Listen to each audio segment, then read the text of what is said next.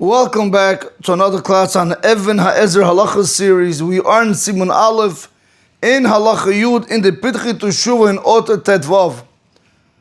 Today's class will be part 12J. We're going to have to do a small review on part 12F. When we're going to begin today's Pitchi Teshuvah, the Pitchi Teshuvah is going to open up Od Sham B'Shem Chacham Tzvi Katan Shenafla Lo Yivama Chulu. Furthermore, over there, in the name of Chacham Tzvi, a minor that fell to him a Yivama, etc. Those are the words that the Pitchi Teshuvah opens up with. That means we have to know the whole case that the Pitchi Teshuvah is speaking about before we can continue understanding what the Pitchi Teshuvah has to say. Now, in order to be able to do that, we're going to go over part 12F of the Shi'ur, which we had previously done. We actually took this whole case and we drew it out on the board. We explained everything there. So what I'm going to do right now is only as a small summary. If you did not do part 12F, this will be a little bit complicated to understand. So please listen to part 12F before you come to today's class and listen to part 12J. Katan shenafla lo yivama. If we had a minor that a yivama fell to him, let's say that this girl's name is Sarah. Ubo'odo katan nishtadech lebat zugo. While he was still a minor, they proposed an arranged marriage to get married to Leah. And now he is 13 years of age and day one. And he didn't bring two hairs. And the time for marriage came.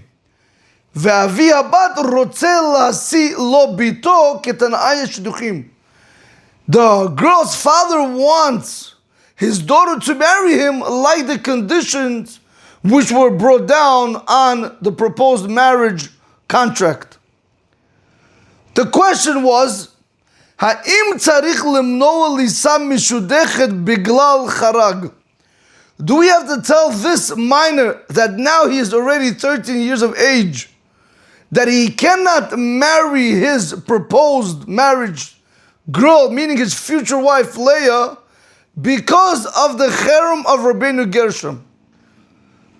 When we started doing part 12F, let's say Reuven, this katan was Reuven. Reuven had a yivama fall to him, which is Sarah.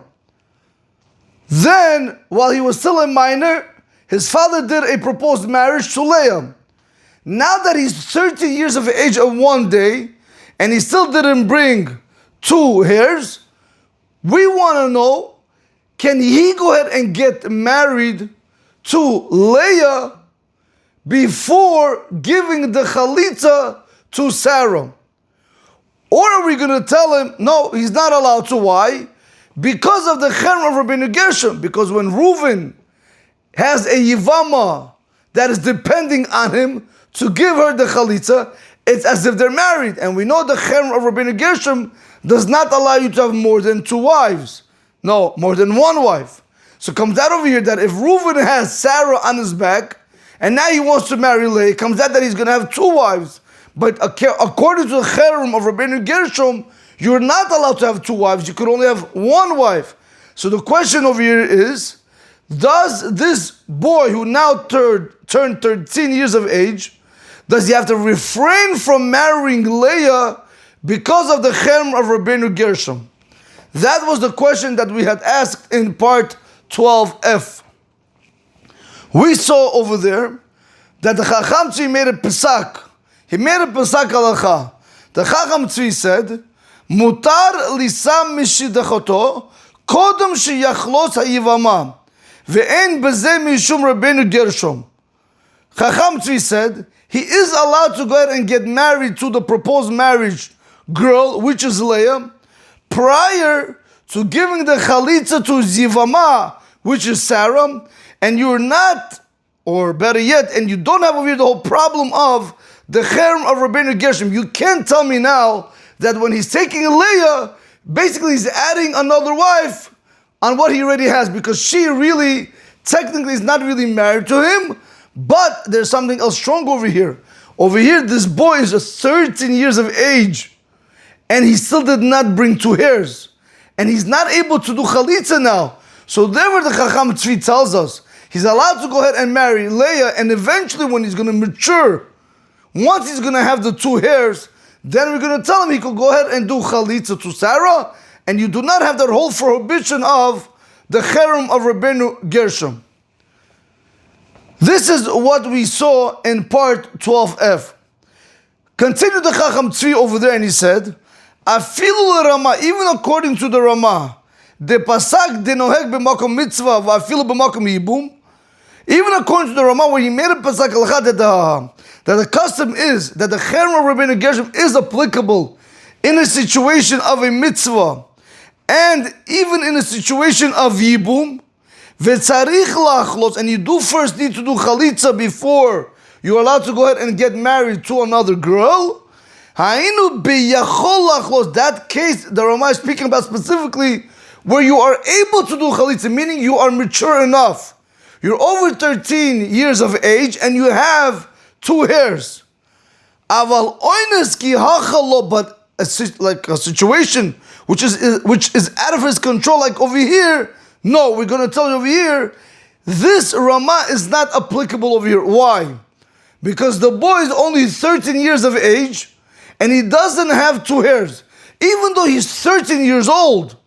But the fact that he doesn't have 2 hairs yet, he's not on a Torah level to go ahead and give his wife a chalitza. So therefore we're going to tell you that even though the Rama tells us that first you should give chalitza and only then get married, that's specifically in a situation where he's able to do so. But where he's not able to do so, like in our situation, because he's still not mature enough on a Torah level, we're going to tell you, even the Rama is going to agree, he's allowed to go ahead and marry Leah, and eventually when he's going to have the 2 hairs, he's going to be able to go ahead and give the chalitza to Sarah. Now that we have the review, we're going to understand today's Pidchei Teshuvah.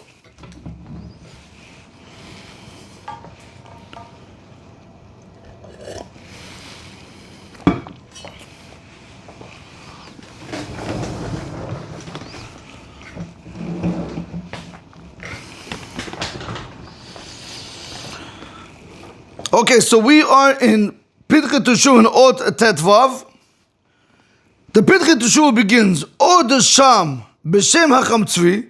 Furthermore, over there, in the name of Chacham Tzvi, where is over there? You would have to know that this is in the Behetiv. So I just showed it to you right now. The situation, the case over there is, Katan Shenafla Lo Yivama Chulu. If you had a minor that a Yivama fell to him, etc. Period. That's it. We have to know the whole case. We knew the whole case like I just explained now. Now begins the Pidchei Teshuvah to go on and explain and try to understand the Chacham Tzvi answer why he said it is mutar. So this is what the Pidchei Teshuvah says.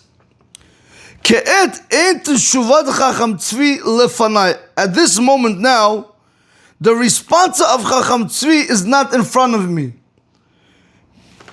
Meaning this where the Chacham Tzvi says that it is mutar to go ahead and marry Leah before you're going to do chalitza with Sarah. He says that teshuvah, that answer that he gave, I don't have it in front of me. We'll see why, because now he's going to be bothered. Why did Chacham Tzvi allow Reuven to get married to his shidduch, meaning to the proposed marriage girl Leah, prior to giving the chalitza to Sarah? This is what we want to see today, Be'ezrat Hashem. So he says like this, Ke'et ein teshuvat Chacham Tzvi lefanai. At this moment, the response, the answer of Chacham Tzvi is not in front of me. V'lo yadana ihitir mitam. And he says, I don't know that this one, the Chacham Tzvi said, it is mutar for Reuven to go ahead and get married to Sarah before giving. No. One more time. The Pidchei Teshuvah says, I don't know that this answer that the Chacham Tzvi gave that Reuven is allowed to go ahead and get married to Leah prior to giving the chalitza to Sarah? Is it because mitam shikvar nishtadech? Is it because he already did the shidduch previously while he was still a minor?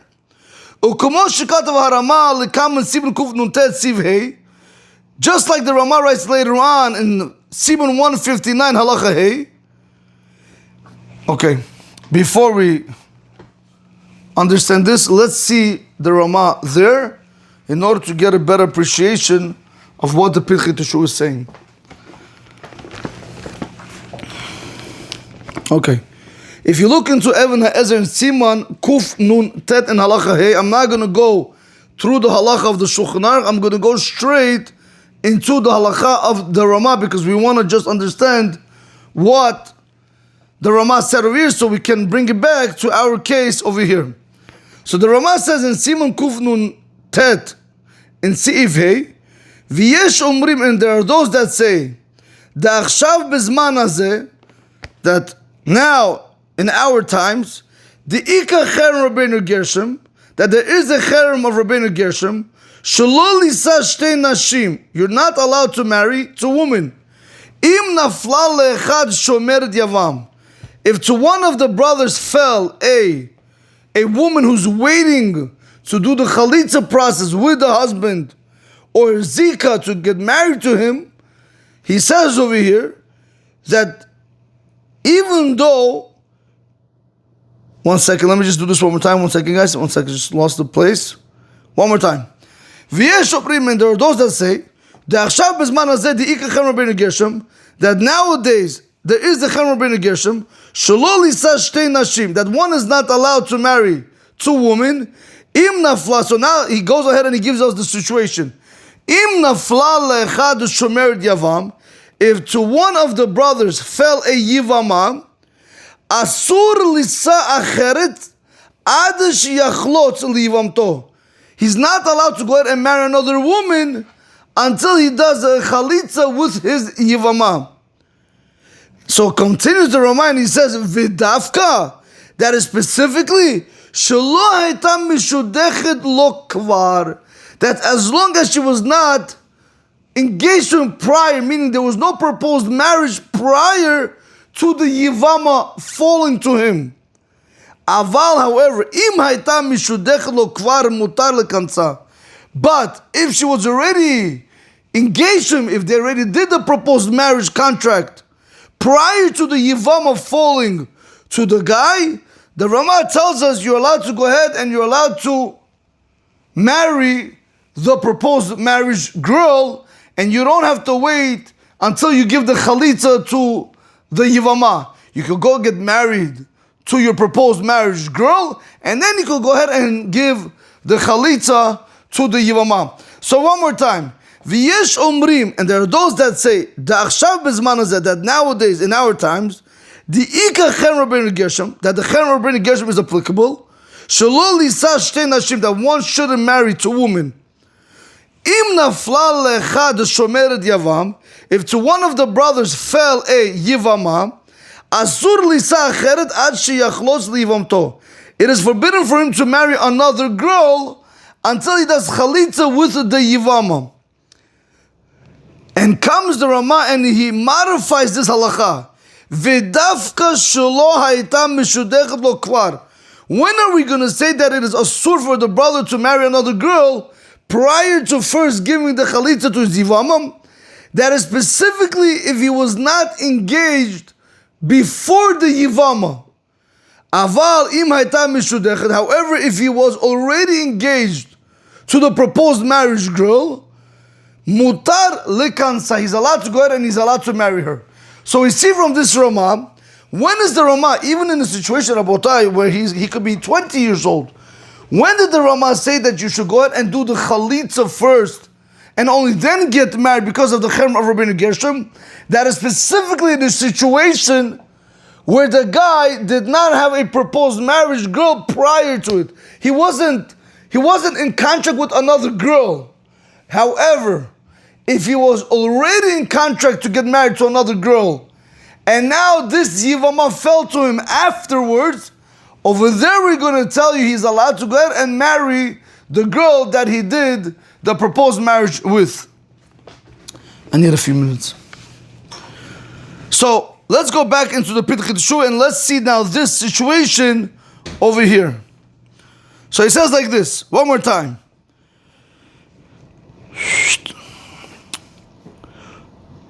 At this moment, I do not have the response of Chacham Tzvi before me.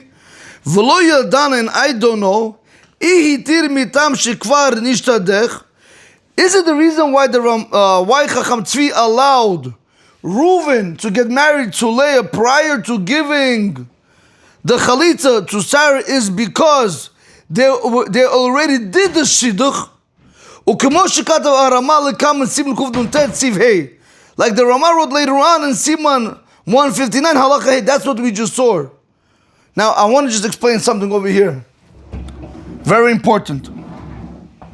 Over here we have a little bit of a dilemma. Why?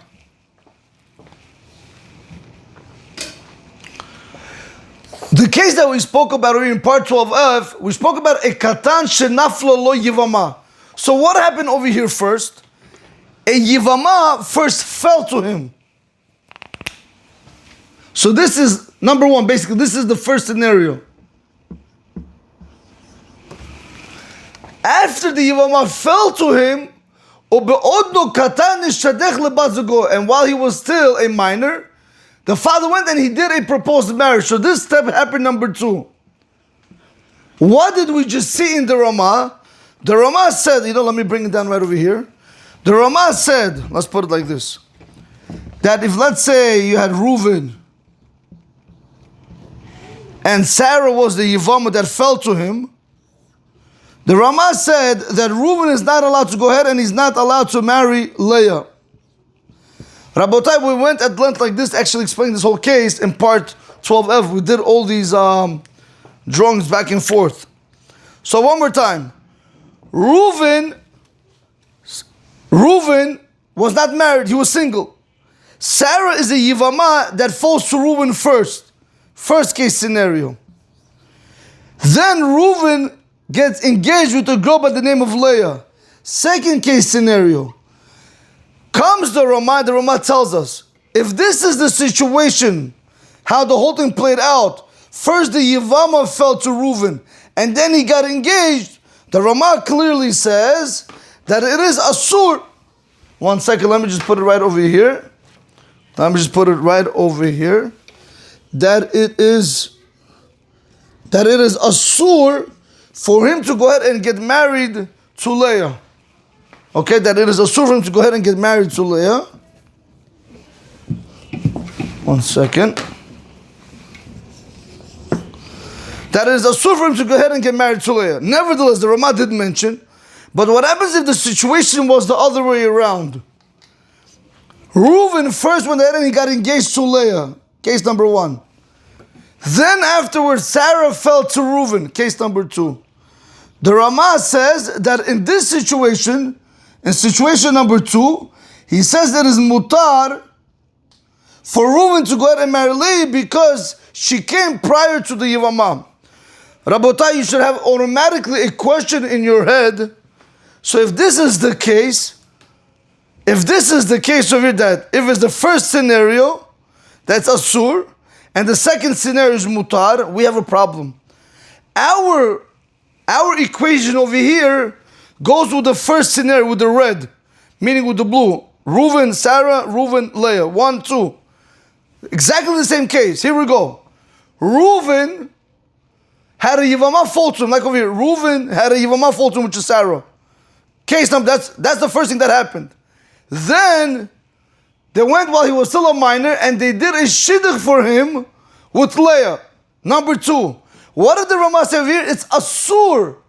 So why did you just bring me proof from this Ramah? Oh, like the Ramah wrote that if she was already engaged, there was mutar. But if she was not engaged prior to the Yivama falling to him, then it's asur. 1 second. In our case, she was not already engaged. She came after the Yevama. So this case should be Asur. It shouldn't be Mutar. So how can the Pitchit Shul bring me this Siman of Siman Kuf Nuntet and Halacha Hey as a proof to our scenario? So Rabotai, there is a very big difference. Comes the Pitchit Shul and he says like this.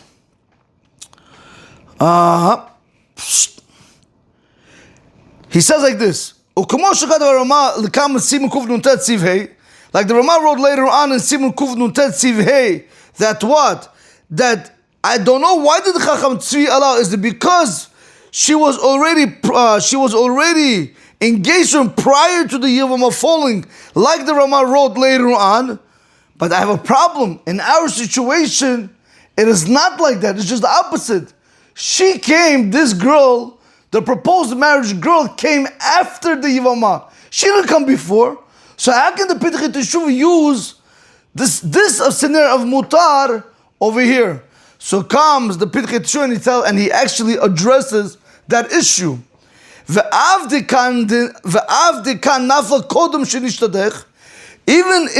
Even though in our situation over here, the Yevama fell to the girl, the Yevama fell to Reuven prior to the Shidduch, Mikomakom, nevertheless, Kevin Shaya Be'oto Sha'ak Katan, still at that moment he was still a minor when the Yevama fell to him.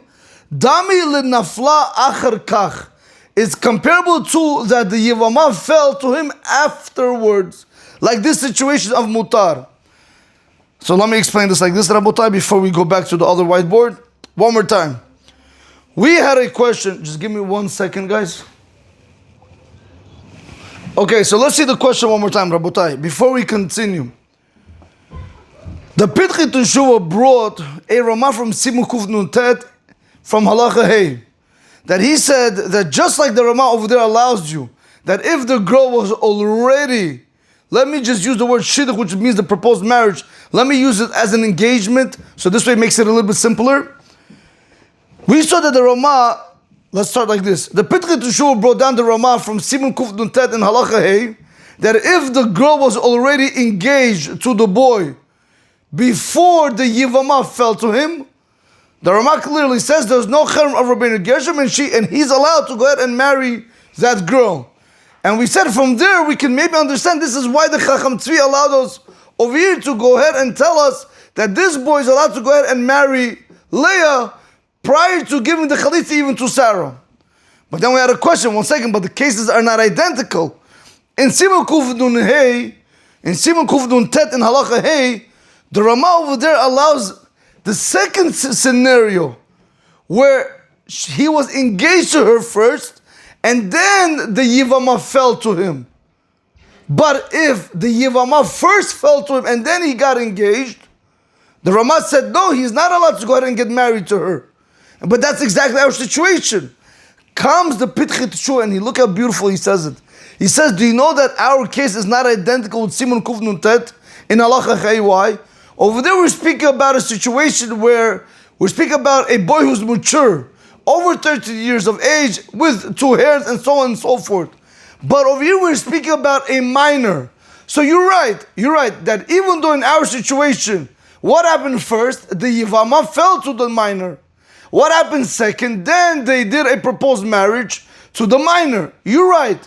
But the fact that he was a minor, I'm going to look at it like this. I'm going to look at the situation like this.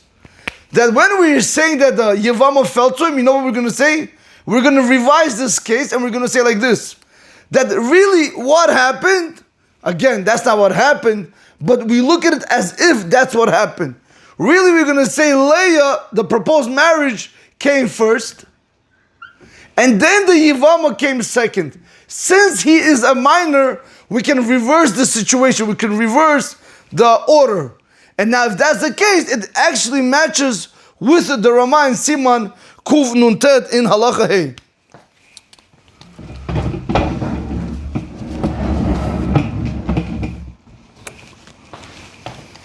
Alright, so let's see that one more time, Rabotai, inside.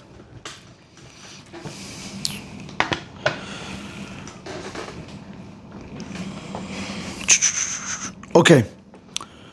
וכמו שכתב הרמ"א לכמה סימן קנ"ט סיב ה' ואף דכאן נפלה קודם שנשתדך, even though in our situation the Yevama fell to the boy prior to him getting engaged, מכל מקום, nevertheless, כיוון שהיה באותו שעה קטן, since at that moment when the Yevama fell to him he was still a minor, דמי לנפלה אחר כן. We're going to compare that the Yevama fell to him afterwards, meaning after he already did the shidduch. Then we're going to tell you that the Yevama came. If that is the case, we clearly see the Rama says it is mutar. So comes the Pidchei Teshuva and he says, this is when the Chacham Tzvi says that it is mutar for Reuven, right? In the other case, in the other side of the board, it is mutar for Reuven to marry Leah, the Mishudech, the engaged girl, after he's 13 years of age without 2 hairs.